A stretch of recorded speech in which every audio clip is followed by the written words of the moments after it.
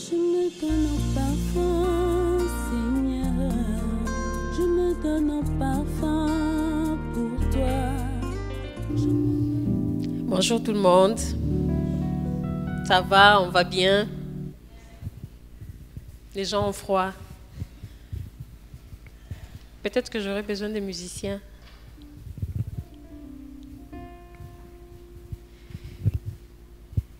Gloire soit rendue à Dieu, le Père, le Fils, le Saint-Esprit, grâce à qui nous sommes en ces lieux.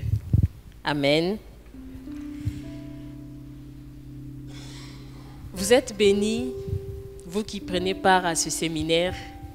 Nous sommes bénis, nous qui prenons part à ce séminaire, parce que je suis aussi inclus. Je disais à quelqu'un que ce week-end, il ne fallait pas être ailleurs si ce n'est à Rabat, parce que les choses se passent ici. Donc tu es vraiment béni, toi qui es en ces lieux, parce que c'est ici l'adresse de la bénédiction. Et je voudrais remercier le bureau des femmes, la responsable des femmes, Fouzia, et tout le bureau, déjà pour la confiance, pour l'invitation. C'est un honneur. Mon micro a changé, hein? Donc je disais pour l'invitation, c'est un honneur, c'est un privilège, d'autant plus que ce n'est pas une invitation pour aller manger au resto, ce n'est pas une invitation pour aller faire du shopping, mais c'est une invitation pour venir servir le Seigneur. Donc c'est un privilège pour moi et que le nom du Seigneur soit béni. Amen, amen. Gloire à Dieu. Je m'appelle Lydie. On m'appelle Maman Lydie. Je m'appelle Lydie. Je m'appelle Lydie Kangombe depuis un certain temps. Si je dis Lydie Son, pour certaines personnes vont me taper, commençant par Emmanuel. Donc je m'appelle Lydie Kangombe. Kangombe, c'est le nom de mon mari. Mon mari, c'est le pasteur de la paroisse de Fès. Donc c'est tout, non? Pour ma présentation. À part ça, il n'y a rien d'autre d'intéressant à dire. Si ce n'est que je suis une sœur, comme vous toutes qui êtes dans ces lieux. Amen. Ok. Je disais que j'allais avoir peut-être besoin de musiciens, parce que je voudrais qu'on fasse un chant avant que je partage avec nous le message que j'ai reçu de la part du Seigneur. Je voudrais que tu te disposes. Il n'y a pas un spectacle. Donc il n'y a pas de spectateurs. Nous ne sommes pas un spectacle. Nous sommes là au pied de Christ. Et il faudrait vraiment que tu te disposes. Que tu te disposes. Parce que comme l'a dit Fouzia, ça va dépendre de ta disposition. Ça ne va pas dépendre de moi. Ça ne dépend pas de Maman Alice qui a parlé hier. Ça ne dépend pas d'Emmanuel Corée qui a parlé tout à l'heure, l'avant-midi. Ça dépend de Christ et de ta disposition. Donc je voudrais vraiment que tu te disposes. On va dire gloire. Pendant qu'on fait ce chant, je voudrais vraiment que tu te déploies dans la présence de Dieu. Sens-toi libre de te tenir debout, sens-toi libre de t'agenouiller, sens-toi libre de rester sur le banc. Mais dispose ton cœur dans la présence de Dieu. Alléluia.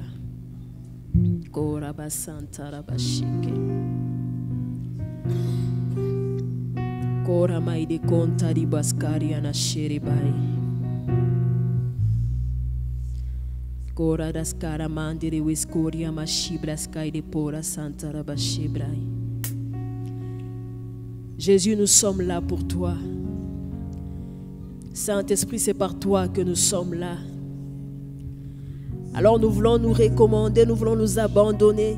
Nous voulons élever ta Seigneurie en ces lieux encore une fois. Nous voulons élever ta Seigneurie, Saint-Esprit, alors que tu prends le contrôle de toutes choses.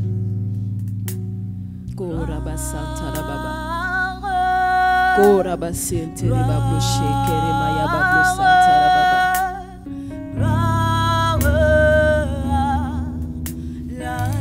Labasota rabashebra ikora masanta rababa. Jésus, Jésus.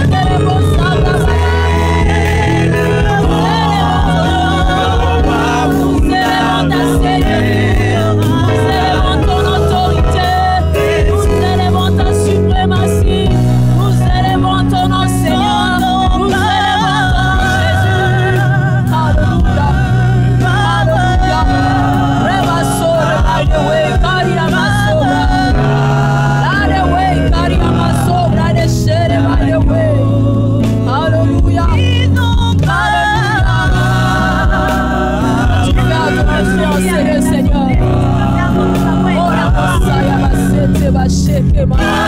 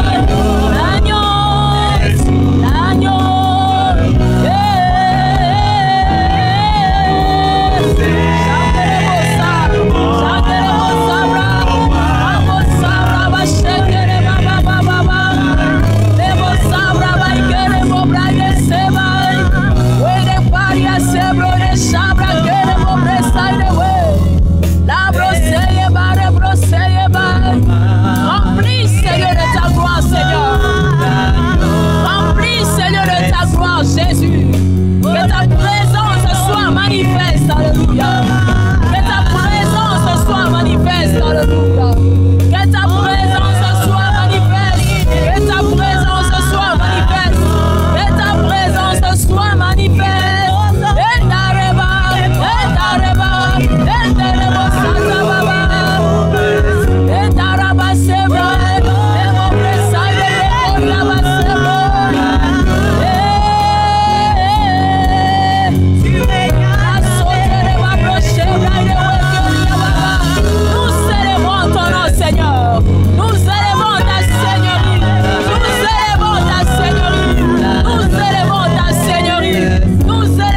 Seigneurie, règne au milieu de nous. Règne au milieu de nous, Seigneur. Alléluia. Alléluia. Alléluia. Alléluia. Alléluia. Alléluia. Règne au milieu de nous. Règne au milieu de nous, Seigneur. Règne au milieu de nous. Règne au milieu de nous. Alléluia. Règne au milieu de nous. Alléluia. Nous voulons être comme des vases qui débordent de toi, Seigneur. Nous voulons être comme des vases qui débordent de toi, Jésus. Nous voulons être remplis de toi, remplis jusqu'à déborder de ta présence, oh Dieu. Viens nous toucher, viens nous saisir. Oh Dieu, viens nous soumettre à ton autorité. Viens nous soumettre à ton autorité, Seigneur. Viens nous soumettre à ta seigneurie, oh Dieu. Viens prendre le contrôle de toutes choses. Alléluia. Viens briser le joug de la lourdeur éternelle. Viens briser le joug de la fatigue, oh Dieu. Oh Jésus, viens nous placer sous ton autorité. Dispose de nos cœurs pour toi, alléluia. Dispose de nos cœurs pour toi, Seigneur. Que ma sete reba, que ma serebo coriana sete, queremos sabra shekeria basobrai, lama sobrai de caria basobrai. Jésus, Jésus, Jésus.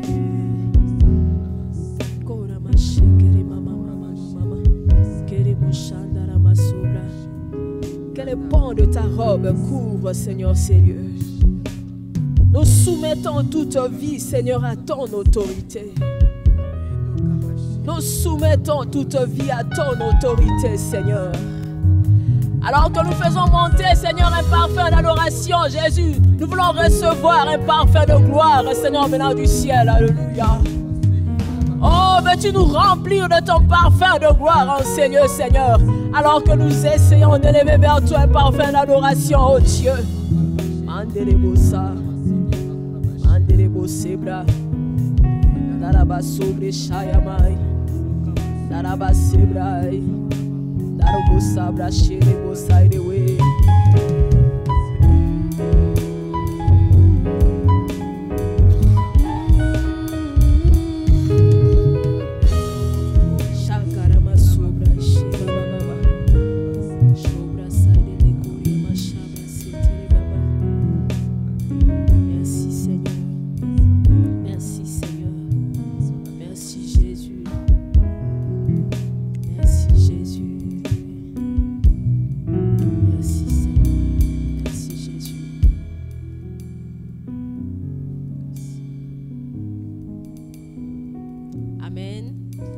Amen.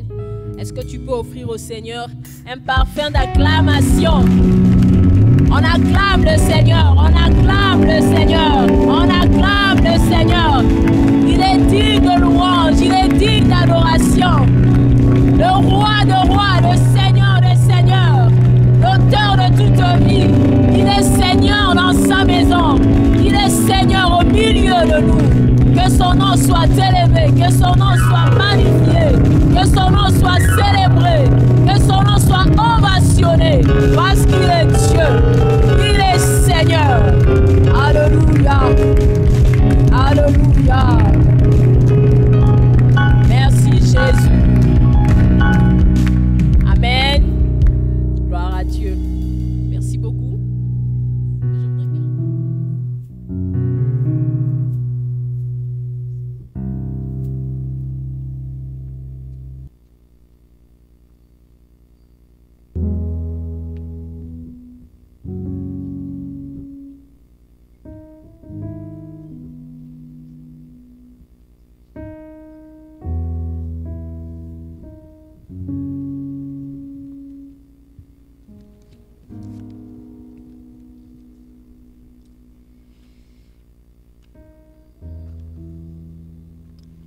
Je vais essayer de me retrouver dans mes papiers. Qui connaît le thème, du moins le sous-thème de ce soir?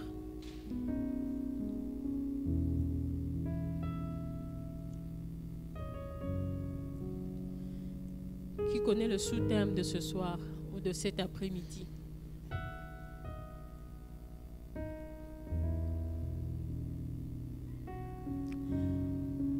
Le week-end passé à Fès, j'avais dit, si on ne dit pas le thème, je descends. Donc j'ai déjà un pas. C'est quoi le sous-thème de ce soir? Ah, on dit qu'il ne faut pas ouvrir vos portables pour tricher.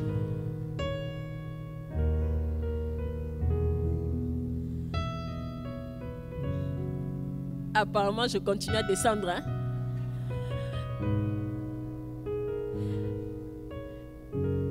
Toi, tu t'occupes de la caméra, moi, je m'occupe du sous-thème. Mais c'est sérieux, hein? Personne ne connaît le sous-thème. Je n'entends pas les murmures doux et légers, je n'entends pas.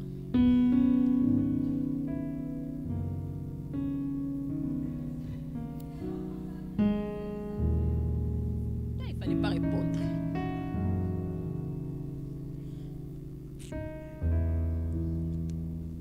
Kadi vous a sauvé. Le sous-thème de ce soir, c'est servante consacrée pour un service agréable. Lorsque Fouzi m'a envoyé le sous-thème, j'ai fait waouh, l'enfant est allé à l'école, hein? Servante consacrée pour un service agréable. Ça, c'est thème de mémoire.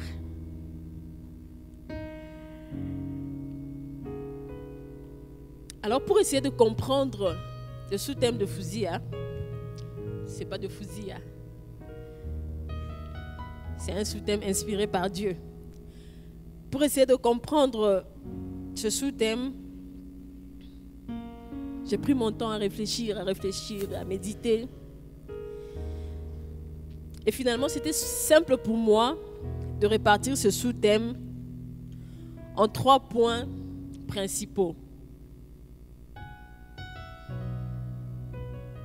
Donc, nous avons servante. Qui rend le service?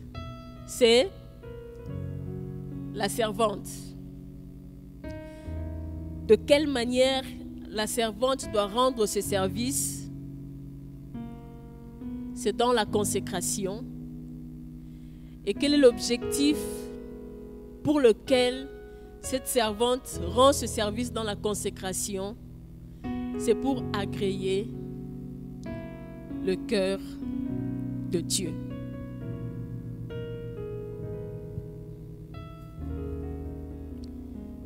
Je voudrais qu'on ne soit pas dans la distraction, hein? Qu'on ne soit pas dans la distraction, qu'on soit vraiment disposé. Je peux sentir comment les gens sont un peu dispersés dans leur esprit. Donc si vous êtes dispersés, je serai aussi dispersé. On va se disperser tous. Ça sera pas une bonne chose. Donc pour moi, la démarche la plus simple que j'avais trouvée pour comprendre le sous-thème, c'était de subdiviser en 3 points principaux. Il s'agit de qui? Il s'agit d'une servante qui doit faire un service. Mais cette servante ne doit pas faire ce service n'importe comment. Cette servante doit faire le service tout en étant consacrée. Et pourquoi son service doit se faire tout en étant consacré? Parce que son objectif, c'est d'agréer le cœur de Dieu. Et dans ces 3 points principaux, pour moi, le point commun, c'était le service. Donc, on a une servante qui doit remplir un service. On a un service qui doit se faire dans la consécration. Et on a un service qui doit agréer le cœur de Dieu. Donc, ce qui fait que pour moi, en étudiant ce sous-thème, il fallait parler du service de Dieu. Donc, c'est de ça qu'on va parler cet après-midi. Nous allons parler du service de Dieu. Peut-être que toi, tu attendais à ce que je parle d'autres choses. Je risque de te décevoir. Mais je veux parler du service de Dieu. Nous allons voir c'est quoi un service, plus ou moins c'est quoi, qu'est-ce qu'on peut comprendre par le service de Dieu. Après, nous allons voir quelles sont les exigences liées au service de Dieu. Ça, on verra ça en troisième point. Mais en deuxième point, nous verrons c'est quoi un service qui agrée Dieu. Donc, c'est quoi le service de Dieu? C'est quoi un service qui agrée Dieu? Parce qu'une chose est de faire un service, une autre chose est que ce service puisse agréer Dieu. Et en troisième lieu, nous verrons quelles sont les exigences liées au service de Dieu. Alors, c'est quoi un service? Service vient du verbe servir. On va procéder comme à l'école. Service vient du verbe servir. Et c'est quoi servir? En français, je sais que vous parlez trop français. En français, de manière simple, servir, ça veut dire s'acquitter d'une obligation, d'un devoir, d'une responsabilité vis-à-vis d'une entreprise, vis-à-vis d'une personne, vis-à-vis d'une institution, vis-à-vis d'un organe, et ainsi de suite. C'est ce que ça veut dire servir.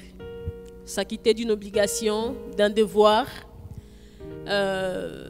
d'une responsabilité vis-à-vis d'une personne ou vis-à-vis d'une institution. Mais cette définition ne nous permet pas de bien comprendre ce que c'est le service de Dieu. Donc je ne me suis pas arrêtée en français. J'ai poussé ma recherche un peu plus loin. Je suis allée en hébreu. En hébreu, le mot utilisé pour signifier servir, c'est abad. A-B-A-D. Abad ou bien servir a deux sens. Le premier sens, ça veut dire travailler. Et le deuxième sens veut dire être travaillé. Et je trouvais que ça correspondait le mieux au caractère du service de Dieu. Parce que pendant que tu travailles, il y a un travail qui s'est fait aussi en toi. Lorsque l'on sert le Seigneur, lorsque nous sommes dans la présence de Dieu pour le servir, pendant que nous servons et que nous travaillons, le Seigneur en même temps fait aussi un travail en nous. Tu ne peux pas dire que tu sers le Seigneur sans que tu ne te disposes, sans que tu ne puisses te laisser travailler par Dieu. Après l'hébreu, je suis allée un peu plus loin, en grec.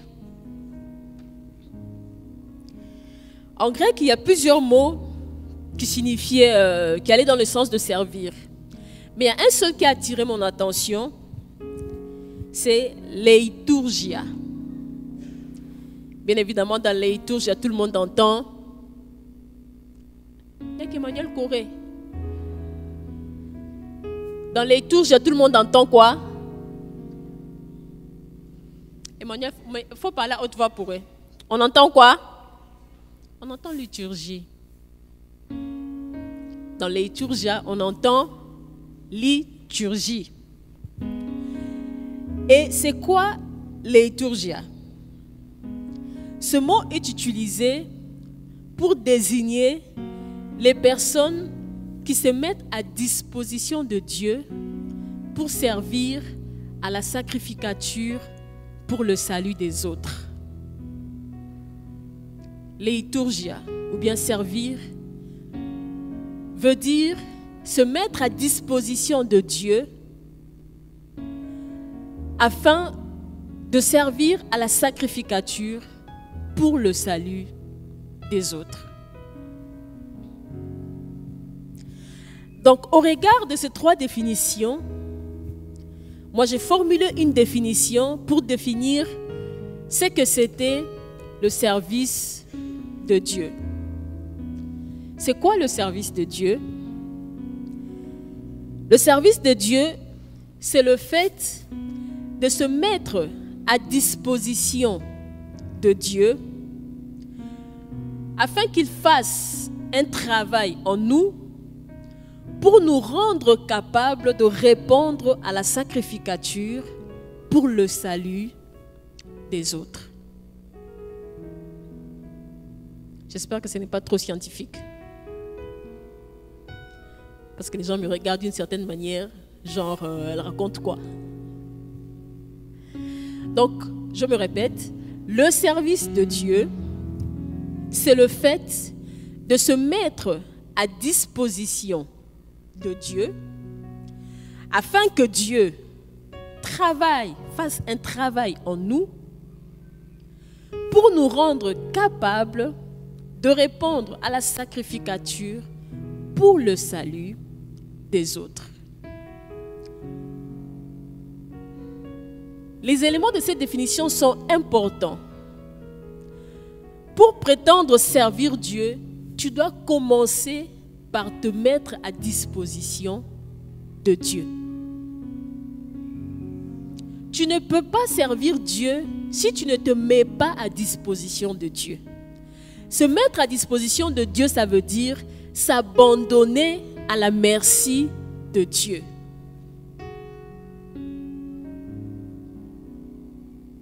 Ça veut dire que tu ne t'appartiens plus à toi, mais tu appartiens à Dieu. Ce micro qui est dans mes mains ne peut pas me dire quoi que ce soit, mais ce micro obéit à ce que moi je fais de ce micro. Je le tiens, je le pose, je le jette, je le reprends. Ce micro est à ma disposition. Donc si tu veux servir Dieu, tu commences par te mettre à disposition de Dieu.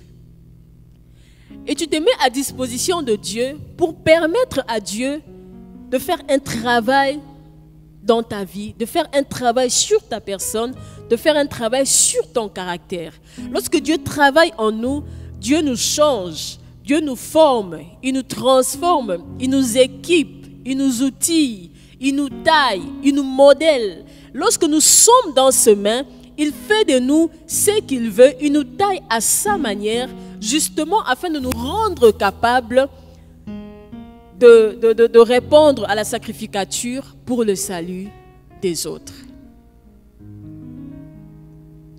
Bien-aimé, toi qui refuses de servir Dieu, ça veut dire que tu refuses de te mettre à disposition de Dieu et tu refuses de permettre à Dieu de faire un travail sur ta personne. Parce que voyez-vous, la main de Dieu, cette main de Dieu qui travaille, ne peut pas aller se poser sur une vie si cette vie-là ne se met pas à disposition de Dieu, si cette vie-là n'est pas consacrée au service de Dieu. C'est alors que tu acceptes de te mettre à disposition de Dieu, c'est alors que tu acceptes de servir Dieu, que la main de Dieu est posée sur ta vie. C'est alors que Dieu peut travailler ta vie, c'est alors que Dieu peut modeler ta vie, c'est alors que Dieu peut changer ton caractère, c'est alors que Dieu peut t'équiper, c'est alors que Dieu peut t'outiller, c'est alors que Dieu peut te bénir aussi. Parce que contrairement à ce que toi tu penses, la bénédiction est un outil que Dieu donne à ses serviteurs afin de mieux remplir leurs tâches dans le Seigneur.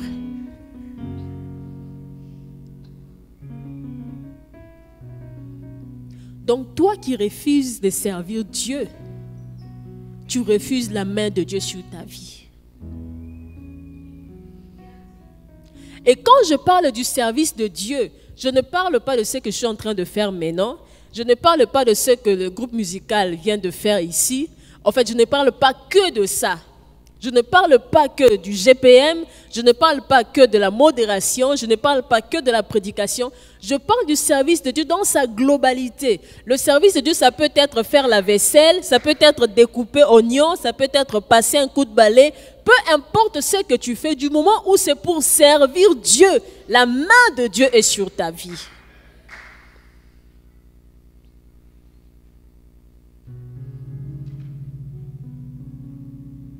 Toi qui refuses de servir Dieu, peut-être que tu n'as pas encore compris que ce n'est pas pour les hommes que tu les fais. Voyez-vous, notre problème, c'est que je ne vais pas balayer. Ils vont penser que je suis leur domestique. Vraiment, je dis peut-être que vous vous attendez à ce que je dise autre chose. Hein? Peut-être que vous serez gênés, mais vraiment, je vais parler. C'est vrai qu'il y a les sœurs d'autres villes. Je voudrais parler aux femmes de Rabat. Moi, je suis choquée à chaque fois qu'il y a quelque chose qu'on va organiser à Rabat et on dit qu'il n'y a pas les sœurs pour cuisiner.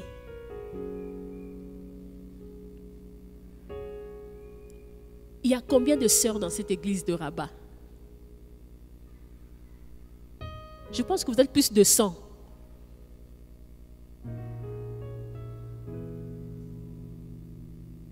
Moi, je suis choquée à chaque fois d'entendre cette phrase. À Rabat, les gens ne sont pas disponibles. Waouh! Genre, vous êtes à l'ONU, à la NASA, busy, 24 heures sur 24.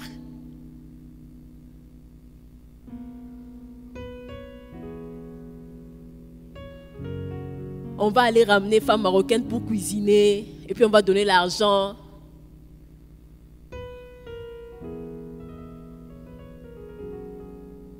Celles qui ont compris le prix du service de Dieu se battent pour remplir même la plus petite tâche qu'il y a dans la maison du Seigneur.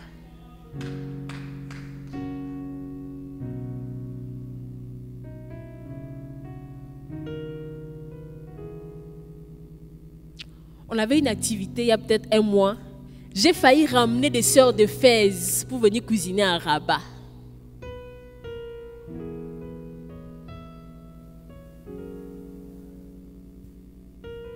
J'ai failli ramener des sœurs de Fès pour venir cuisiner à Rabat. Que fais-tu de ton temps? Notre problème, c'est que nous pensons que c'est l'affaire des autres.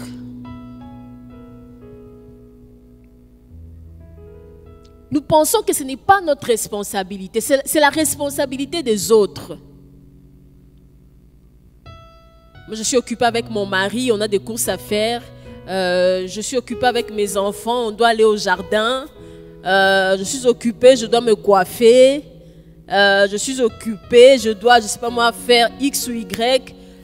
Moi, je travaille même les samedis, donc l'après-midi, je dois me reposer. La main du Seigneur se reposera sur ta vie, mais pas dans le bon sens.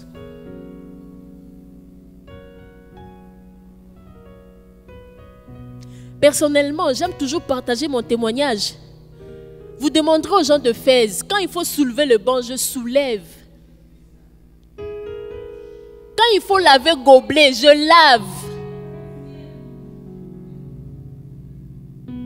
Parce que j'ai compris, moi j'ai compris.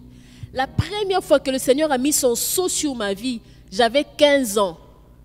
Je vais vous raconter. Au pays, il y a des églises qui sont, tu vois, sous des hangars où ce n'est pas bien construit, ce sont des hangars. Où à chaque culte, il faut venir déposer banc. Quand ça termine, vous ramassez les bancs, vous ramenez, je ne sais pas moi, où là-bas. Bon, vous êtes trop choco, vous avez directement prié dans les églises choco. Moi, je parle des groupes de prière du pays là. Et il y avait une maman qui avait l'habitude de le faire. C'était même pas un frère, c'était une maman qui avait l'habitude de le faire. 2 heures avant que le culte commence, elle est là, elle va balayer. C'était une grande cour. Elle va balayer, Elle va sortir les bancs, elle va les placer. Il n'y avait pas batterie comme ça, c'était tam-tam. Elle va allumer le feu, elle va chauffer le tam-tam. Elle va apprêter le lieu du culte, quoi, 2 heures avant.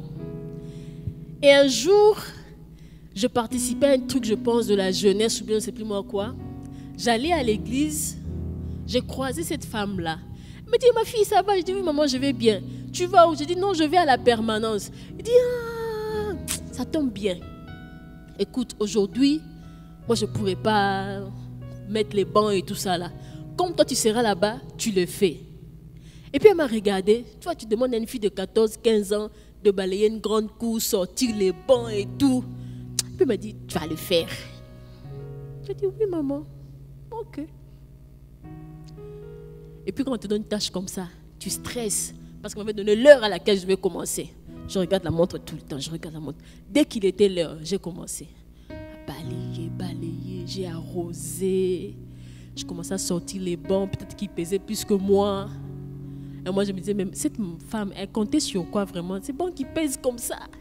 J'ai sorti tous les bancs. J'avais presque fini quand un papa de l'église est arrivé. Il m'a vu faire, il m'a dit, ah, ma fille, c'est toi qui fais? J'ai dit oui.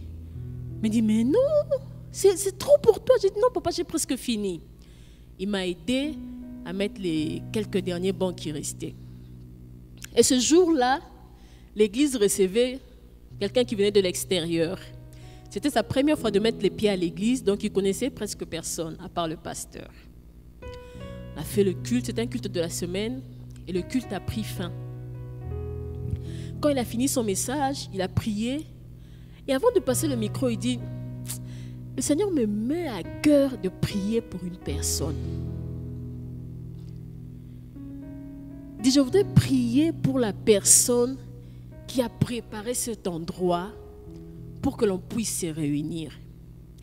Quand il a dit ça, tout le monde a crié le nom de la maman là. Hé, maman Chibo. Le papa qui avait vu quand je faisais, dit non. Le papa s'est levé jusqu'à aller me chercher où j'étais, me prendre la main.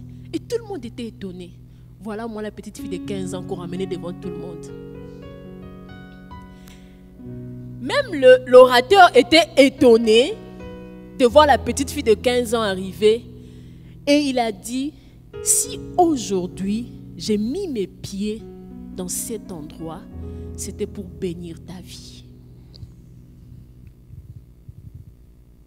Je n'avais que 15 ans. Ça paraissait peut-être comme du chinois pour moi. Mais ce jour-là, le Seigneur m'avait localisé. À cause de quoi? Je n'avais pas chanté, hein? Je n'avais pas chanté. Je n'avais pas prêché. Je n'avais pas fait la modération. J'avais balayé. J'avais arrosé. J'avais mis les bancs, les nattes. C'est simplement ça que j'avais fait. Le travail que les gens trouvent difficile, inutile, pas visible aux yeux des gens. Parce que quand c'est comme ça, personne ne te voit quand tu le fais. Personne ne te voit quand tu le fais. Mais Dieu, c'est lui pour qui je l'avais fait, m'a localisé. Bien-aimé, depuis ce jour-là, donne-moi tous les titres que tu veux. Quand il faut soulever le banc, je soulève. Quand il faut passer le balai, je passe le balai. Même quand il faut nettoyer les toilettes, je nettoie. Parce que je sais pour qui je le fais. Et j'ai compris que la main de Dieu est sur la personne qui est à son service.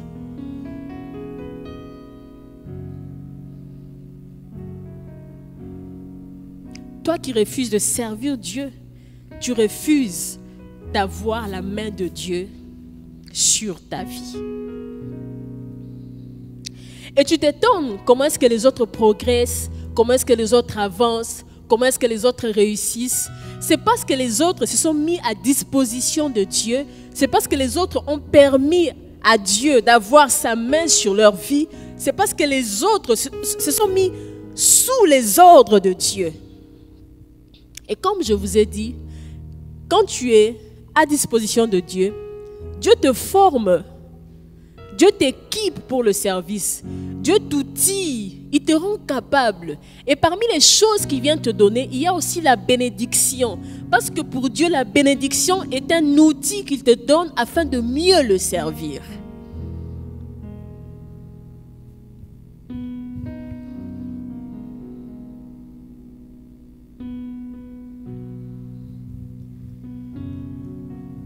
C'est quoi un service agréable à Dieu?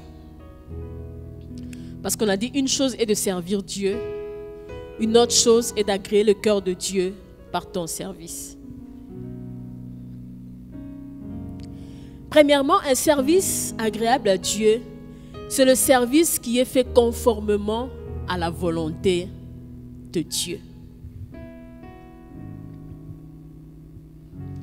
Plusieurs personnes sont dans la maison du Seigneur en train de faire beaucoup de choses. Malheureusement, ce n'est pas conforme à ce que Dieu attend de toi.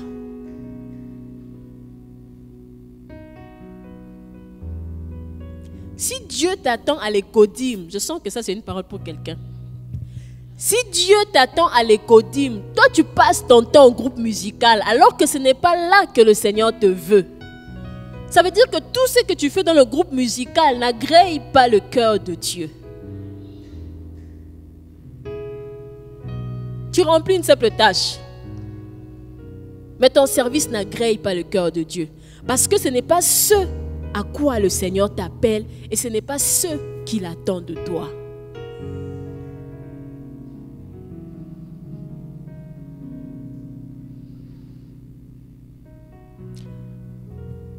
Le Seigneur t'attend à la modération. Tu dis non, ne me mettez pas à la modération, moi je suis à l'intercession. As-tu reçu le fardeau de l'intercession? Qu'est-ce que le Seigneur t'a dit au sujet de l'intercession? Quelle est la mission qu'il t'a donnée au niveau de l'intercession? As-tu reçu une mission? As-tu reçu une orientation?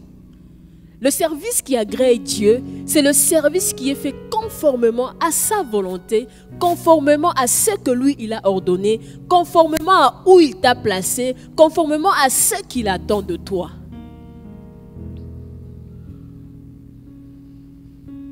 Donc pose-toi la question, où tu te positionnes? Est-ce que c'est là que le Seigneur te veut?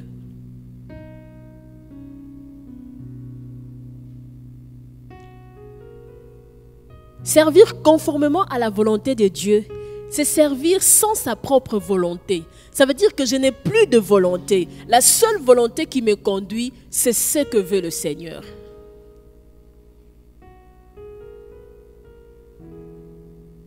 Peut-être que le Seigneur veut simplement que tu te tiennes chaque dimanche à la porte pour veiller à ce que les malfrats ou les voleurs n'entrent pas. Mais toi, être à la porte pendant que Fouzia chante ici, ça te... je dois être là où pour tressaillir aussi un peu.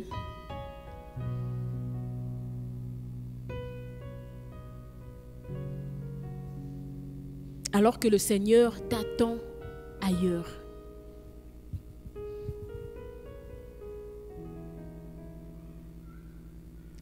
Les grâces de Dieu, les bénédictions de Dieu nous localisent là où le Seigneur nous a placés. Et si nous ne sommes pas là où le Seigneur nous a placés, ça tombe à l'eau. Ça tombe à l'eau. Et tu verras que tu seras partout en train de chanter, en train de faire accueil, en train de faire multimédia, en train de faire... Mais tout ce que tu fais n'agrée pas le Seigneur. Vous savez, la Bible dit, au temps de la fin, plusieurs diront, Seigneur, moi j'ai chassé les démons en ton nom. Seigneur, moi j'ai fait ci. Seigneur, moi j'ai fait ça. Qu'est-ce qu'il dira? Arrière de moi, je ne vous ai point connu. Le Seigneur le dira aux personnes qui font des services qui ne l'agréent pas. Il dira, je ne vous ai point connu. Il le dira aux personnes qui auront peut-être consacré toute leur vie à servir Dieu soi-disant. Mais à la fin, il dira que je ne vous ai point connu. Parce qu'en réalité, tout ce qu'ils auront accompli comme service n'auront pas agréé le cœur de Dieu. Est-ce que ton service est fait conformément à la volonté de Dieu?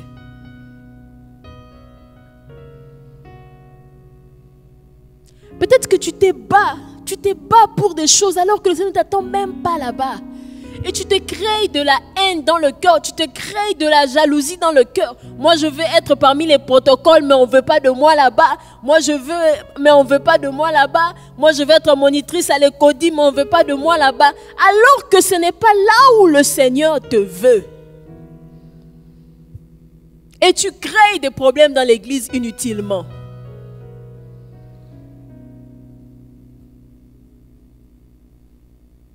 À cause de toi, chaque jour, il faut qu'il y ait entretien, gestion des problèmes, gestion des querelles, gestion de ceci, gestion de cela. Alors qu'en réalité, les autres ont entendu le Seigneur, les autres ont écouté le Seigneur et ils savent que là-bas, là où toi tu veux être, tu ne dois pas être là-bas.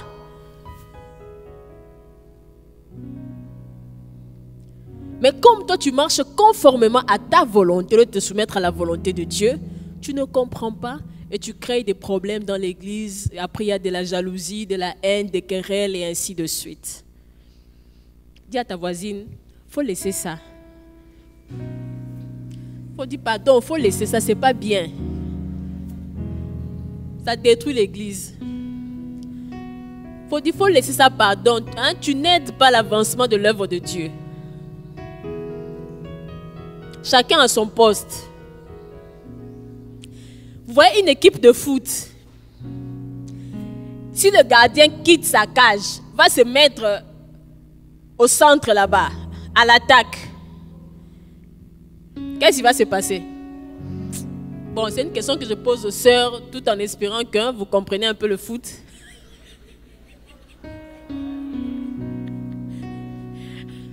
Hein? Les frères, aidez-moi.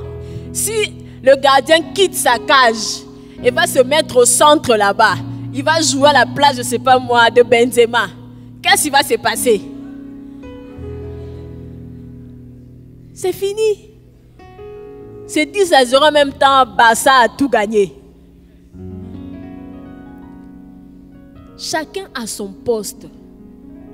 Tu es appelé à être, je ne sais pas moi, latéral gauche. Reste à ta place. Tu es appelé à être, si c'est ailier centre, reste à ta place. Tu es appelé à être à la cage, pardon, reste gardien, empêche à ce que le ballon entre.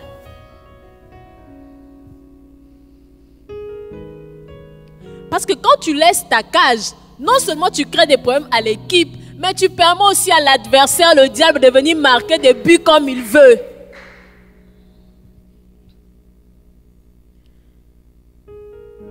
Donc, pardon, laisse ça.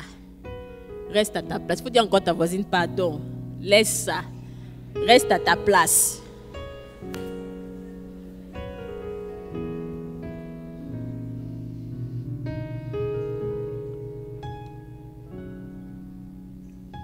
Deuxièmement,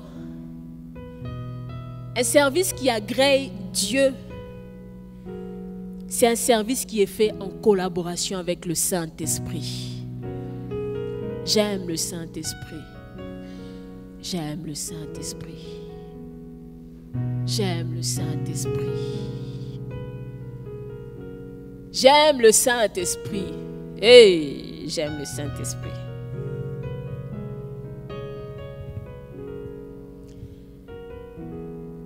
Il n'est pas une puissance.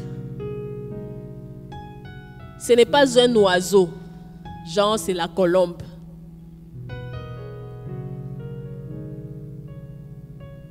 Il n'est pas une force.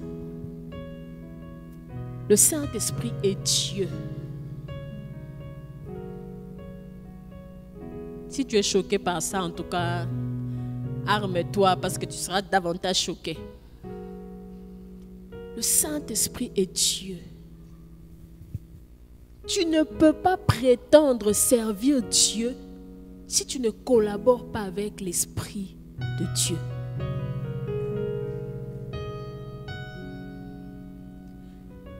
Il est notre avantage. Il est mon avantage. Christ dit, il est bon pour vous que je m'en aille. Christ, C'est lui qui est mort pour moi à la croix. Il dit qu'il est mieux pour vous que moi je m'en aille. Pour que lui vienne. Il est notre avantage. L'Esprit de Dieu. C'est par lui que tu reçois l'appel de Dieu.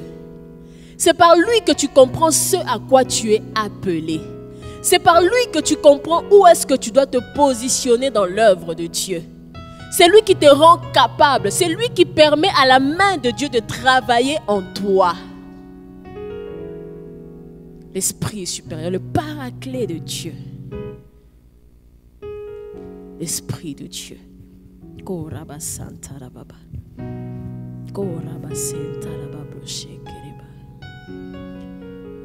Jésus. Jésus. Christ dit, l'Esprit du Seigneur est sur moi, car il m'a oint. L'onction que tu reçois pour servir, tu le reçois par le Saint-Esprit. Et tu as besoin de l'onction justement parce que tu ne peux pas servir sans l'onction. L'onction, c'est simplement la capacité à pouvoir faire des choses pour le Seigneur. Plusieurs sont contre l'onction. L'onction, c'est la capacité que tu reçois de l'Esprit de Dieu de pouvoir accomplir des choses dans la maison du Seigneur. Donc il faut aimer l'onction. J'aime l'onction. J'aime l'onction. J'aime l'onction. J'aime l'onction. Ceux qui me connaissent savent que moi je ne blague pas. Quand je m'en vais là, je suis partie. Chanderebosa. Chebra seka. Inderebo shibra. Yamabro sek. Je peux dormir là jusqu'à demain, je suis dedans. Tu ne peux pas agréer le cœur de Dieu si tu ne collabores pas avec le Saint-Esprit. Un service sans collaboration avec le Saint-Esprit, c'est un service sec. C'est un service sec qui ne produit rien. C'est un service sec sans impact. Excusez-moi, c'est un service sec inutile.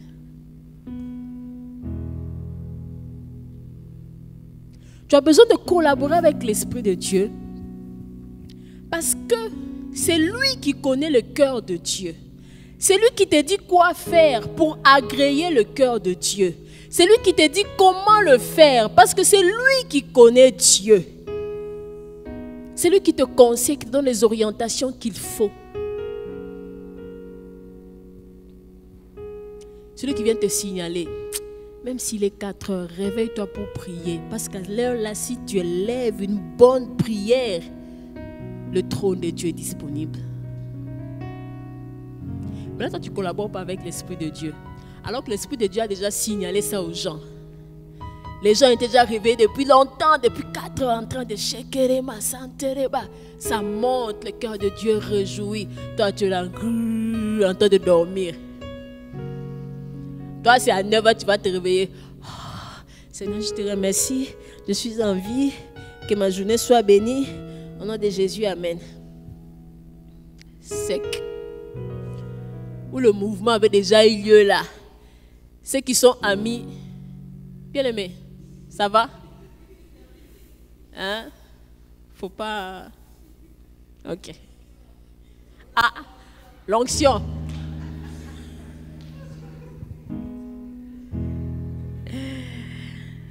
Donc je disais que toi tu vas te réveiller 9h, 10h alors que le mouvement avait déjà eu lieu vers 4h. Ceux qui sont intimes avec le Saint-Esprit ont reçu l'information.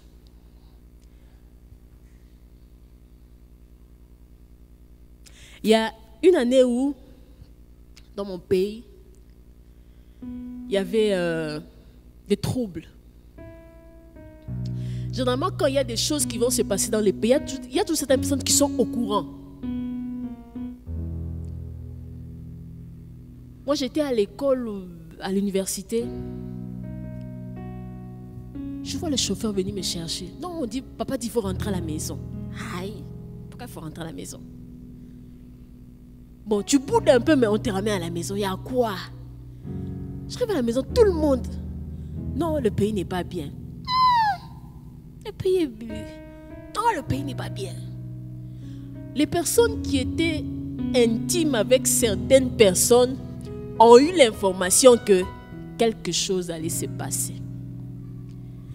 Bien aimé, ça c'était vers midi 13h. Vers 16h, 17h, ça tirait partout dans la ville. Et quand ça a commencé à tirer, certaines personnes se sont retrouvées coincées. Genre, tu habites Cocody, tu te retrouves coincé, c'est pas moi, à Bobo. Genre, tu es à Yopougon, tu te retrouves coincé, c'est pas moi, à Djamé. Tu ne peux plus rentrer chez toi. Genre, tu habites, je sais pas moi, Temara, tu te retrouves coincé à Aïnada. Tu te retrouves coincé à Aïnada, il n'y a pas de taxi, il n'y a pas de transport. Pendant 2 jours, 3 jours, la ville est chaos. Mais ceux qui étaient intimes avec, ont reçu des informations, ont pu rapidement, avant que ça se décompte, rentrer à la maison. Quand on est intime, on reçoit les informations que tout le monde n'a pas.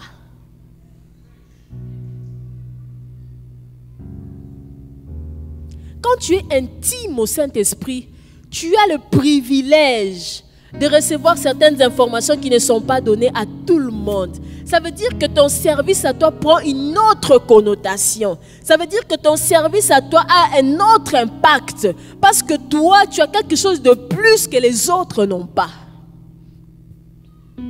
Tu dois aimer le Saint-Esprit. Tu dois aimer le Saint-Esprit. Oh bien-aimé, tu dois aimer le Saint-Esprit. Tu dois aimer le Saint-Esprit. L'intime. Il est Dieu. Il est l'intime de Dieu. Et il est Dieu. Et lorsque tu es intime avec lui, tu peux toucher le cœur de Dieu.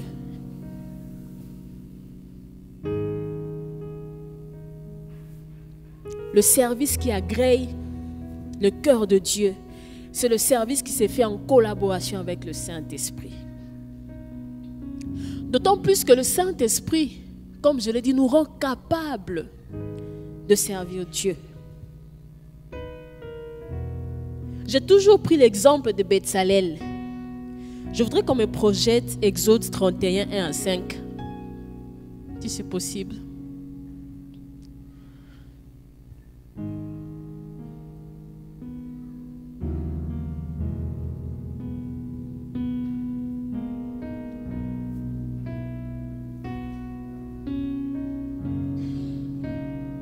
L'Éternel parla à Moïse et dit: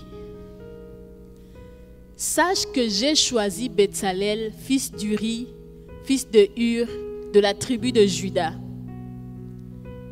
Je l'ai rempli de l'Esprit de Dieu, de sagesse, d'intelligence et de savoir pour toutes sortes d'ouvrages. Je l'ai rendu capable de faire des inventions, de travailler l'or, l'argent et les reins, de graver les pierres à enchâsser, de travailler le bois et d'exécuter toutes sortes d'ouvrages.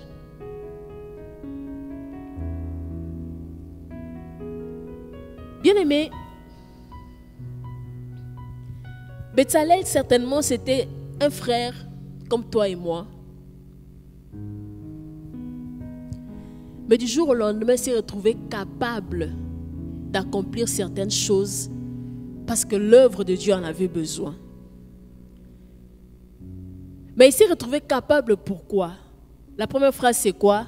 Il a été rempli. Il a été rempli de quoi? De l'Esprit de Dieu. Toi, tu te bats à faire des choses. Depuis, on dit qu'il faut chanter alto là. Toi, alto, tu n'arrives pas. Quand tu ouvres ta voix là, c'est oh, alléluia.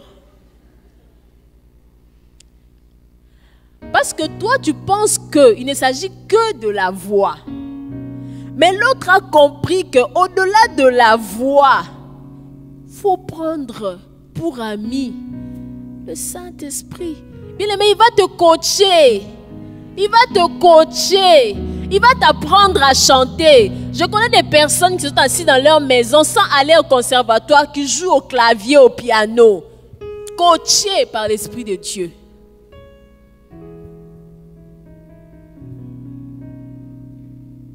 Tu as besoin du Saint-Esprit.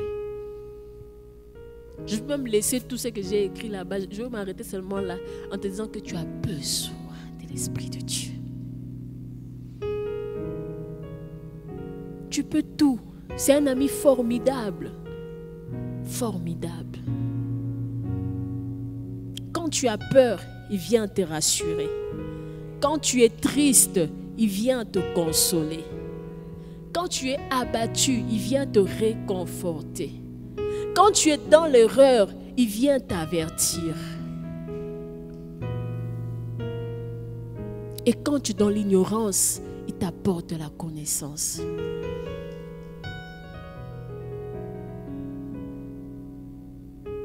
Je connais beaucoup d'hommes de Dieu.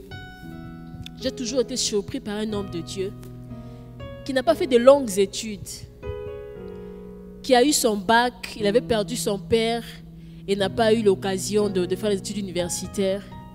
Mais quand tu entends cet homme-là prêcher, tu as l'impression qu'il a fait des grandes études universitaires, tu as l'impression qu'il a bidoctorat en théologie, tu as l'impression qu'il a vécu en Israël, tu as l'impression qu'il a vécu, je sais pas moi, en Palestine, qu'il était là à l'époque de Moïse et de Josué. Tu là te dis, waouh!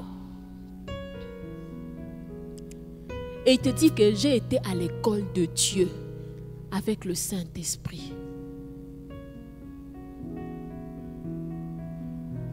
J'ai dit, wonderful God. Et Dieu, aide-moi. Aide-moi aussi. Saint-Esprit, moi aussi, je t'aime. Est-ce que je vais devenir comme lui un jour? Tu as besoin de l'Esprit de Dieu pour que ton service agrée le cœur de Dieu.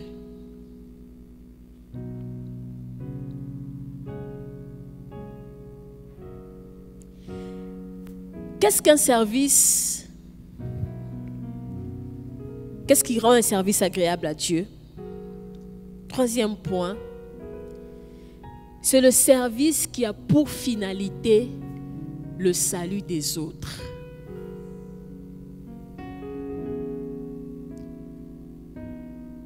Bien-aimé, tu as vu tout ce que j'ai raconté. Si tu as tout ça, tu fais tout ça, et que la finalité n'est pas le salut des autres, c'est l'enfer qui t'attend. Nous avons été sauvés, pas pour nous-mêmes. Christ dit, allez, faites de toutes les nations. Allez, faites de toutes les nations quoi? Ça veut dire quoi?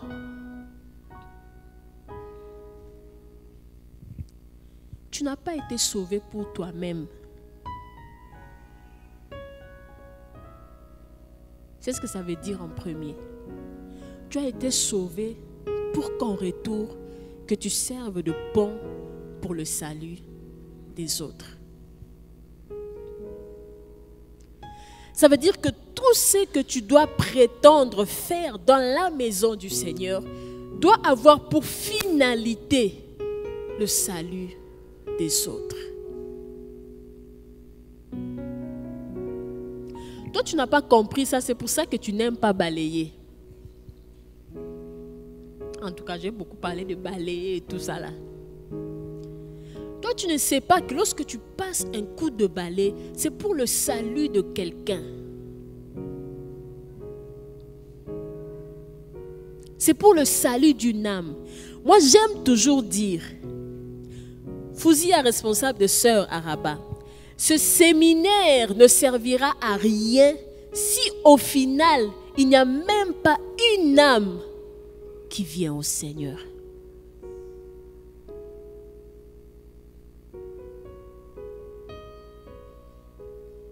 Tout ce que l'on accomplit dans la maison du Seigneur doit avoir pour finalité de dépeupler le camp de l'ennemi et de peupler le camp de Dieu.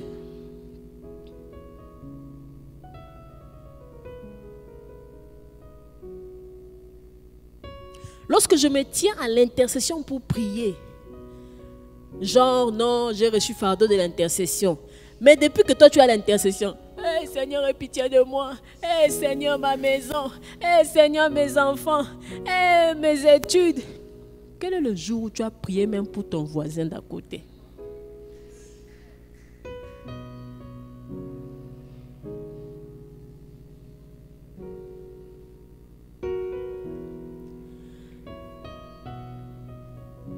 Tu es à la modération, tu fais liste des chants. Oh, ces chants me font du bien, ces chants me touchent. Est-ce que ces chants vont faire du bien au reste du peuple? Est-ce que ces chants vont servir à toucher le cœur de quelqu'un dans l'assemblée?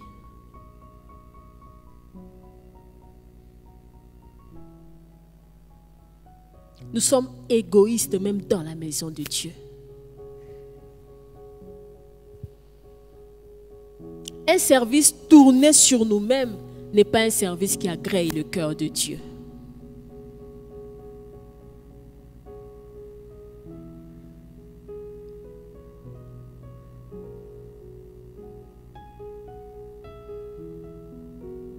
Si ton service n'a pas pour objectif le salut de quelqu'un, c'est un service qui n'agrée pas le cœur de Dieu. C'est un service inutile. Tu auras passé toute ta vie en train de servir quelque part. Si ça ne sert pas au salut de quelqu'un, tu auras perdu tout ton temps inutilement. Que ta prière serve à guérir une personne. Que ta prière serve à consoler le cœur d'une personne. Que ta prière serve à fortifier, à encourager, à édifier quelqu'un.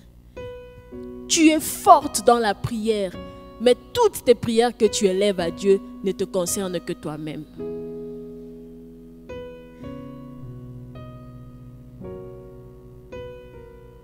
Même quand l'Esprit de Dieu dépose la pensée d'une personne dans ton cœur. Fouzia, c'est vrai que ça fait longtemps que je l'ai vu. Bon, je vais lui faire un texto. Prends même 2 secondes pour adresser quelque chose à Dieu par rapport à Fouzia. Tu ne sais pas pourquoi est-ce que le Seigneur dépose sa pensée dans ton cœur.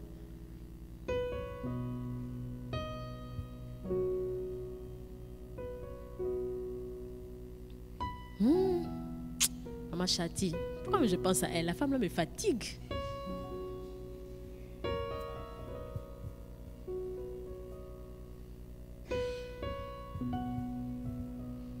Ton service doit avoir pour finalité le salut des autres. J'aime un passage dans la Bible, c'est Jésus. C'est dans Luc, je pense que c'est Luc 4, 18. Multimédia, aidez-moi s'il vous plaît. Luc 4, 18. C'est Jésus qui parle. Il dit, l'Esprit du Seigneur est sur moi. Parce qu'il m'a oint, ça veut dire que Jésus est ami avec le Saint-Esprit. Il a reçu l'onction. Il est onctionné. Mais l'onction qu'il a reçue n'est pas pour lui. Pour annoncer une bonne nouvelle aux pauvres, c'est les autres. Ils m'ont envoyé pour guérir ceux qui ont le cœur brisé, c'est les autres. Pour proclamer aux captifs la délivrance, c'est les autres. Et aux aveugles le recouvrement de la vue. Jésus voyait bien, n'était pas aveugle, c'est pour les autres. Pour renvoyer libres les opprimés, c'est les autres. Je peux avoir la suite? Pour publier une année de grâce du Seigneur. C'est pour les autres, parce que le Seigneur, c'est lui. Il n'y a aucun endroit où Jésus a dit, j'ai reçu l'onction pour que le diable ne se joue pas de moi. J'ai reçu l'onction pour que la Samarie m'entende parler. J'ai reçu l'onction. Ceux-là qui disaient que est-ce que de Bethléem ou de quoi quelque chose de bon peut sortir, ils vont me sentir, j'ai l'onction. L'onction de Dieu qui était dans sa vie, il a dit, c'est pour les autres, pour guérir les autres, pour recouvrir de la vue des autres. C'est en cela que le service qu'il a rendu sur terre pendant 3 ans avait agréé le cœur de Dieu. Pendant 3 ans, Jésus, Fils de Dieu, a été au service de Dieu. Et le service qu'il a rendu, lui le Christ, a servi au salut de l'humanité. C'était ça le sens même, la raison même de sa venue sur terre. Et il n'a pas dérogé à ça. Tout son ministère, tout son service pendant 3 ans a servi au salut des autres. Que ton service sert au salut des autres. Amen, amen. Le dernier point, c'est quelles sont les exigences d'un service agréable.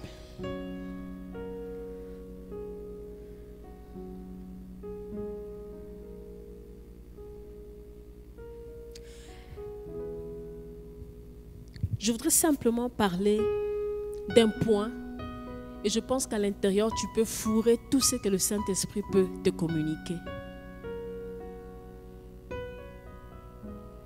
S'il y a une exigence que je peux vous communiquer, c'est la consécration. La consécration.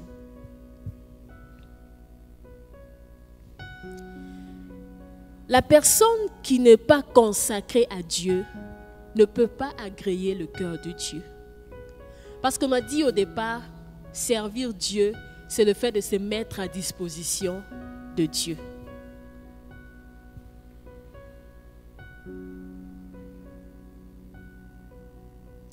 C'est seulement lorsque on œuvre dans la consécration qu'on agrée le cœur de Dieu. Être consacré, ça veut dire être mis à part pour Dieu. C'est accepter de soumettre sa volonté à la volonté de Dieu. Être consacré, c'est accepter de ne plus vivre selon le commun des mortels, mais de vivre selon les normes de Dieu. Être consacré, c'est accepter de vivre que pour le plaisir de Dieu.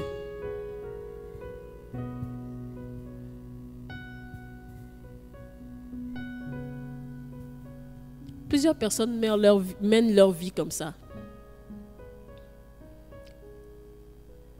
Je n'ai de compte à rendre à personne. Moi, je suis libre, hein? Je fais ce que je veux. Et tu amènes ta philosophie même dans la maison de Dieu. Et tu amènes ta philosophie même devant le Saint-Esprit. Tu ne veux pas écouter le Saint-Esprit, tu veux faire comme tu veux.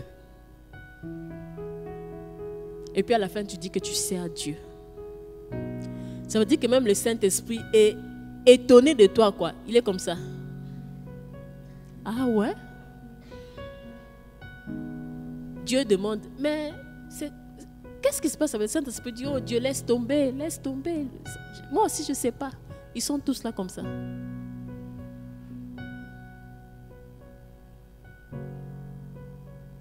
Tu ne peux pas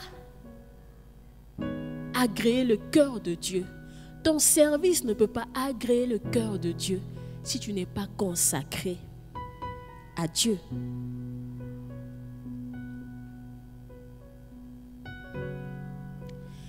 Lorsque tu prends le mot consécration, en hébreu tu as Nézer et tu as Nazar pour dire consacré.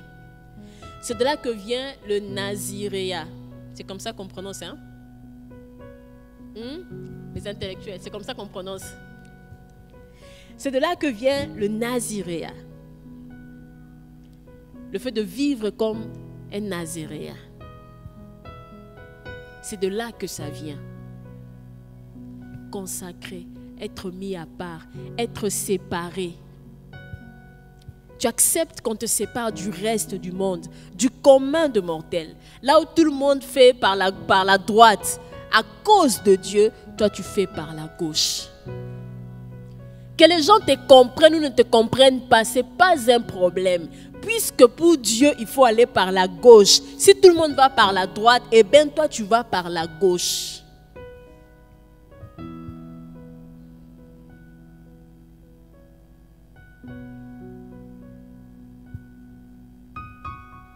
La consécration et l'exigence pour agréer le cœur de Dieu, pour que ton service agrée le cœur de Dieu. La personne qui est consacrée à Dieu devient l'intime de Dieu.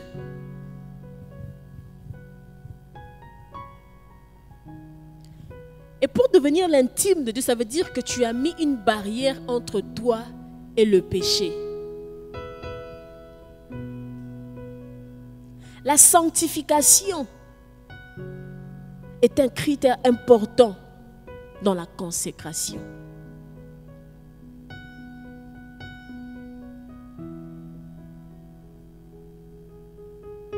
Être consacré, c'est être séparé du péché. Être consacré, c'est vivre selon les normes de Dieu.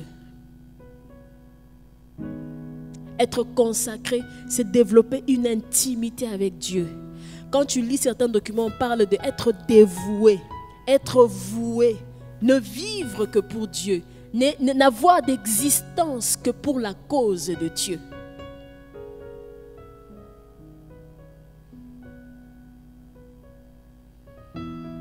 Notre problème à nous jusque maintenant, c'est que nous existons pour plusieurs causes.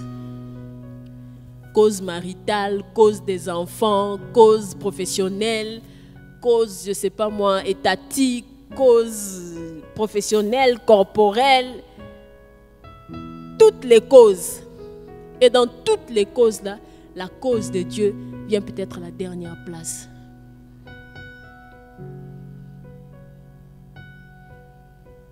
Alors que pour agréer le cœur de Dieu, tu dois être dans la consécration, c'est-à-dire être voué totalement à Dieu. N'avoir de raison de vivre que pour Dieu. La cause de Dieu en premier.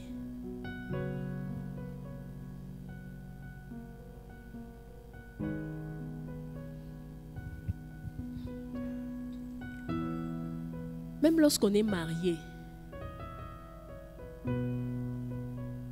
ta raison de vivre, ce n'est pas ton mari. On nous a trop menti.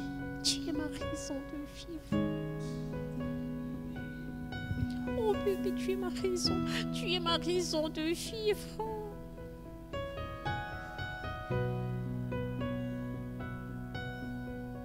Je ne peux pas vivre sans toi. Mensonge. La preuve, c'est que si l'un meurt, l'autre reste. On ne vous envoie pas à deux dans le caveau. Et puis 2 ans après, tu te maries, tu te remaries. J'ai un collègue du travail qui nous a choqué, maman. Il s'est marié 4 mois après la mort de sa femme. J'ai été choquée, d'autant plus que sa femme travaillait avec nous. On connaissait bien sa femme. Il s'est remarié 4 mois après le mousserot.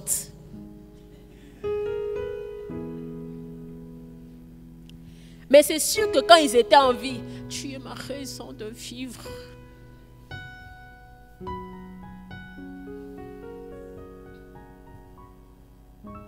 Ta raison de vivre doit être Dieu.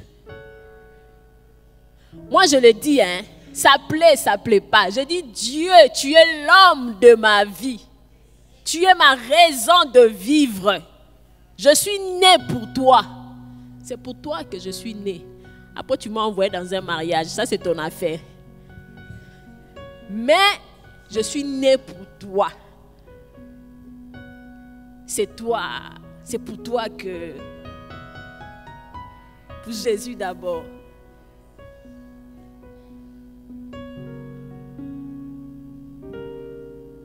Après, bon, tu m'envoies dans un mariage, je suis partie, mais... Après, c'est toi qui gères, mais moi, c'est toi d'abord. La consécration. Ça veut dire que Dieu devient ta priorité. Dieu devient ta priorité. Et lorsque tu as compris ça, les décisions de ta vie, tu les prends en fonction de Dieu. Tu les prends en fonction de Dieu.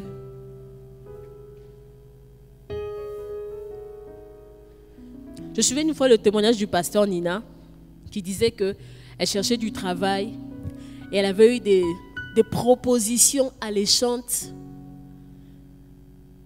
dans des banques avec des salaires, mieux vaut ne pas citer.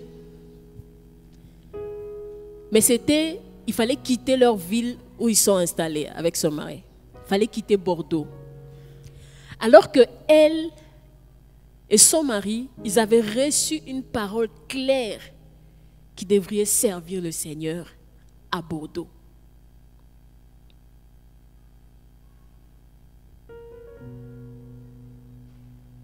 Elle dit finalement, quand elle allait en entretien, des fois on la prenait pour une folle.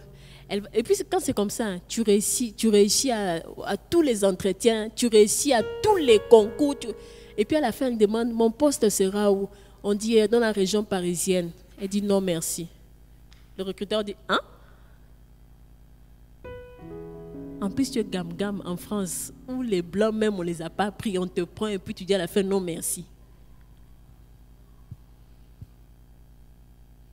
Mais parce que sa priorité, c'était Dieu. Comme elle avait reçu un appel, une mission, un endroit où elle devait servir Dieu, toutes les autres décisions étaient prises en fonction de ça. Est-ce que toi et moi, on est prêts à atteindre ce niveau-là? Tu es sûr? Les gens quittent Fès, vont travailler à Casa, ça quitte Casa, ça va travailler à ce moment à quoi, sans même réfléchir à l'église. Tu es le seul pianiste de l'église, l'église a besoin de toi. Toi, tu regardes les 6 000 qu'on va te donner là-bas et puis tu déménages même sans avertir. Samedi, il n'y a personne pour jouer. Heureusement que Dieu sait ce pouvoir de ses ouvriers. Dieu sait se pourvoir. Mais si toi, tu n'as pas obéi à la volonté de Dieu, où tu vas là-bas, tu vas échouer. On va te payer 6 000 premiers mois, 6 000 deuxième mois, 6 000 troisième mois, quatrième mois, sans aucune forme de procès. Tu es renvoyé.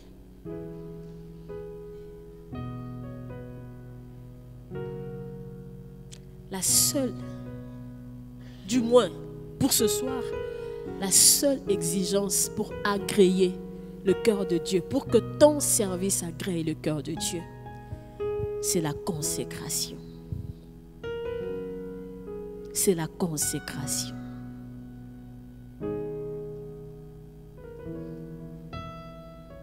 Jésus est le modèle par excellence, encore une fois.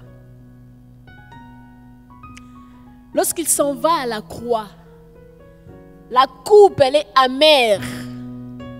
C'est difficile. À un moment même, il dit, si on peut éloigner cette coupe-là. Mais à la fin, il dit, non pas ma volonté, mais que ta volonté soit faite. Que ta volonté soit faite. Le frère là à qui tu veux dire oui, tu bouges tes oreilles, tu ne veux pas écouter tes aînés. Tu bouges tes oreilles, tu ne veux pas écouter le Saint-Esprit. On te dit que ce n'est pas la bonne personne pour toi. c'est une personne qui va t'éloigner de l'œuvre de Dieu. C'est une personne qui va te tirer vers le bas, qui ne va pas t'aider à monter dans le service de Dieu. Mais toi, tu veux forcément être avec lui.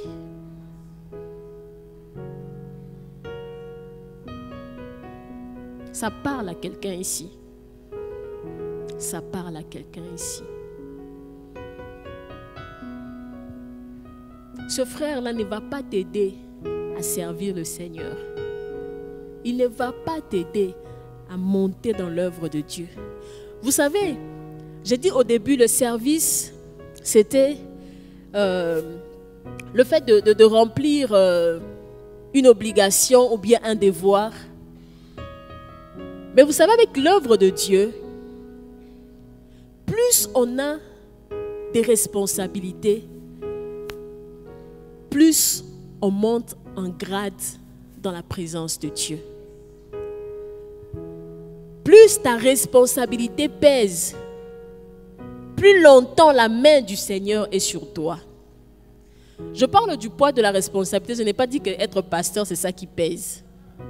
Ce n'est pas ce que j'ai dit.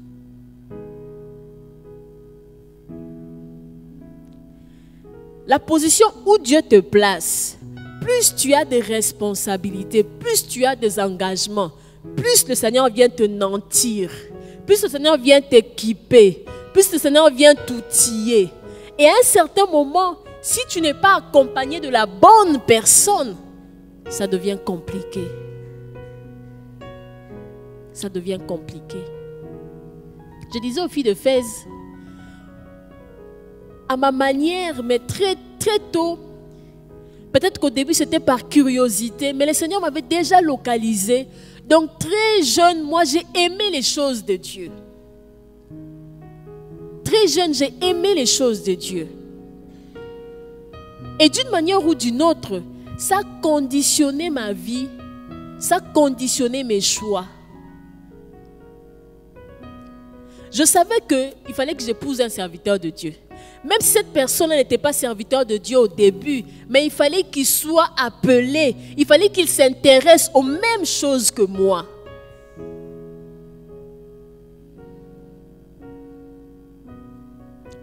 À un moment, j'étais en relation avec une personne, mais moi-même, je savais que la personne veut même aller se présenter chez nous et tout ça, mais moi-même, j'étais à la personne, faut attendre d'abord.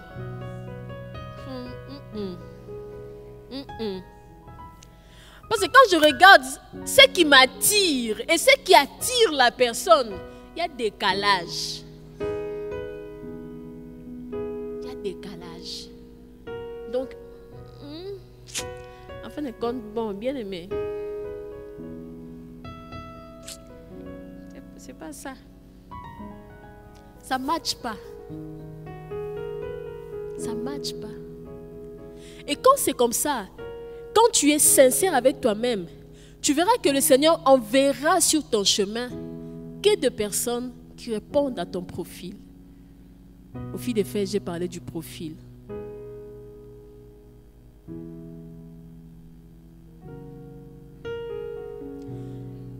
J'étais en train de blaguer une fois avec mes sœurs. Vous savez, c'est laisser guider. Quelquefois, on fait certaines choses sans trop comprendre, mais à la fin, le Saint-Esprit te fait réaliser pourquoi. Moi, je ne me suis pas mariée à 20 ans. J'ai traîné un peu pour me marier.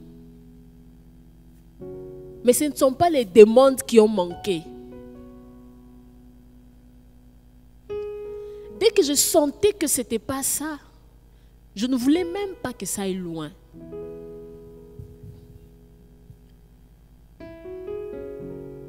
Il y a des personnes, je peux compter des personnes qui ont vraiment demandé ma main sincèrement, de manière sérieuse.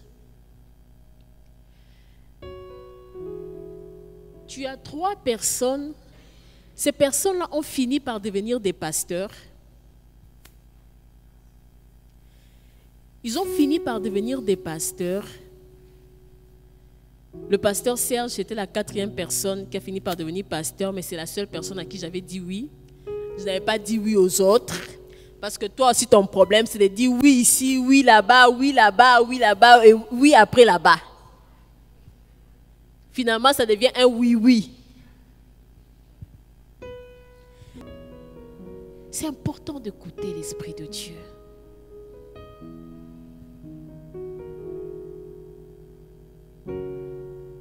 C'est important. Je sens que ça parle à quelqu'un. La décision que tu veux prendre n'est pas bonne.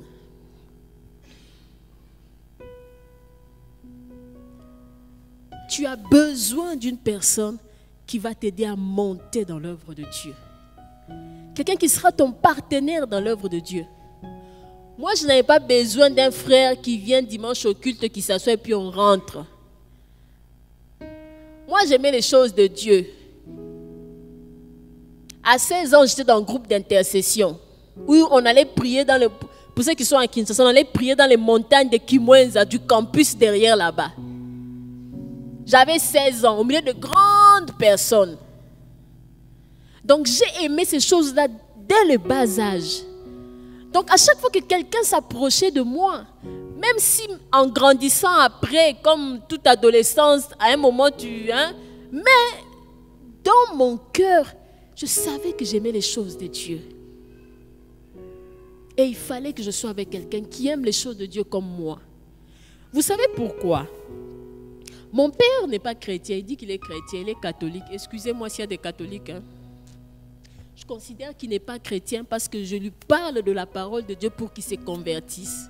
S'il était chrétien, je n'allais pas le faire. Ma mère est chrétienne. Et moi, j'étais déjà chrétienne. Mais on a trimé à la maison. Tu vas aller à l'église? Non, restez à la maison. Tu vas aller à tel programme? Non, restez à la maison. Tu vas aller au concert? Non, restez à la maison. Tu vas aller à la veillée? Non, restez à la maison. Et j'ai grandi dans ça. Je disais, moi je vais épouser un mari qui va faire la même chose avec moi. Non, merci. Quand on me dit, reste à la maison, finalement, c'est le dimanche seulement tu vas, et puis le dimanche, ça c'est calculé. Quand ça dépasse un peu, on regarde pour toi l'heure. Tu as dépassé l'heure. Tu as dépassé l'heure. Je dis, mais si j'épouse un païen, moi aussi, il va faire la même chose avec moi. Si j'épouse quelqu'un qui n'a pas le même niveau de ce que moi je veux, il ne va pas comprendre mon engagement dans l'œuvre de Dieu. Donc je ne vais pas m'engager avec quelqu'un qui ne comprend pas les mêmes choses que moi. Sinon, il y aura vraiment décalage. Pour cette personne-là, il est venu au culte dimanche, il a fait « Alléluia, c'est suffisant ». Il attend le dimanche prochain. Alors que toi, non. Dimanche, tu as fait « Alléluia ». Quand tu arrives à la maison, tu fais la vaisselle un peu. Vers 16h, 18h, tu as besoin un peu d'aller courabacher même pendant 30-45 minutes. Après, pendant que lui t'appelle, chouchou, viens, on va suivre les films, même si c'est des quoi là. Toi, tu as besoin de lire un peu la Bible. Je ne dis pas que tu vas passer tout ton temps à lire la Bible. Mais juste pour faire comprendre que si les centres d'intérêt ne sont pas les mêmes, tu entres dans la souffrance. Tu entres dans la souffrance. C'est une parenthèse que j'ai ouverte parce que je sens que quelqu'un a besoin d'entendre ça. Dieu t'appelle à le servir à un certain niveau d'engagement. Tu as besoin d'être très bien accompagné. Et cette parole va de même pour les frères. Ça va aussi pour les frères. Ce n'est pas que pour les sœurs. Si tu n'épouses pas une partenaire de destinée, le temps où toi tu vas aller prier un peu là, c'est le temps où il faut aller faire shopping. C'est le temps où il faut suivre. Chez nous, on dit théâtre de chez nous. C'est le temps où il faut suivre Souke Siriki. C'est le temps où il faut suivre Nobela. C'est le temps où il faut suivre Donabeja. C'est le temps où il faut suivre Karashika. Certaines personnes disent, mais Karashika c'est chrétien. Qui t'a dit que c'est chrétien? Qui a dit que Karashika c'est chrétien?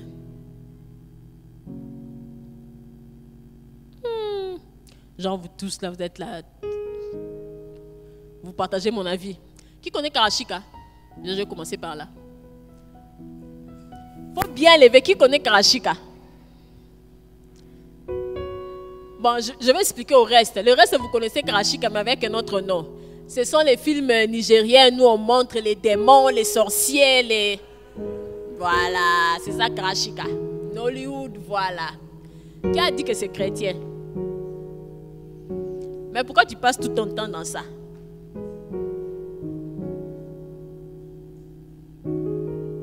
C'est la chaîne même principale. Quand on ouvre ta télé, pas Hollywood du matin au soir. Choisis la bonne personne, celle qui partage les mêmes intérêts que toi. On va clôturer en lisant un verset. On va lire ça ensemble. 1 Pierre 2, 9 à 10.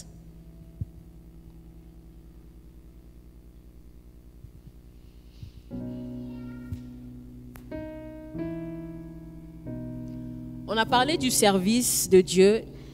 Il est important que tu sortes de ce lieu avec le profil de la personne qui est appelée à servir Dieu. 1 Pierre 2, 9. Vous, au contraire, vous êtes une race élue, un sacerdoce royal, une nation sainte, un peuple acquis, afin que vous annonciez les vertus de celui qui vous a appelé des ténèbres à son admirable lumière. Vous qui autrefois n'étiez pas un peuple et qui maintenant êtes le peuple de Dieu, vous qui n'aviez pas obtenu miséricorde et qui maintenant avez obtenu miséricorde. Amen. J'espère que tu as lu avec moi. Je voudrais simplement te dire que ceci est le profil convenable de la personne qui veut servir Dieu. Parce que la qualité du service dépend aussi du serviteur, de la servante.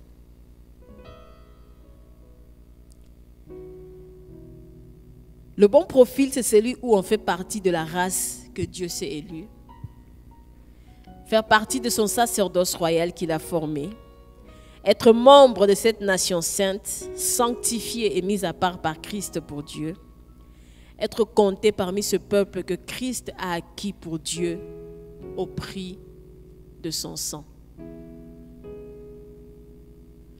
Pour faire partie de cette famille, de cette nation, une seule condition, accepter Christ comme Seigneur et Sauveur dans sa vie.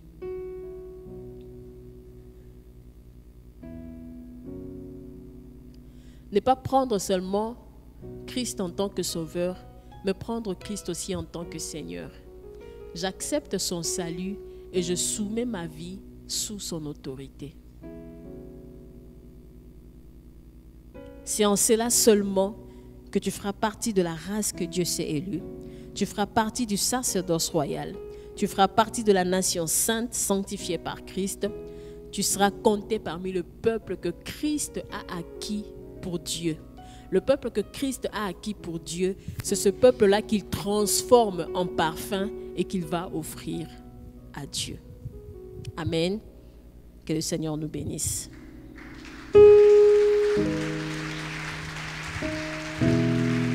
Merci Seigneur. Calvin, let's go.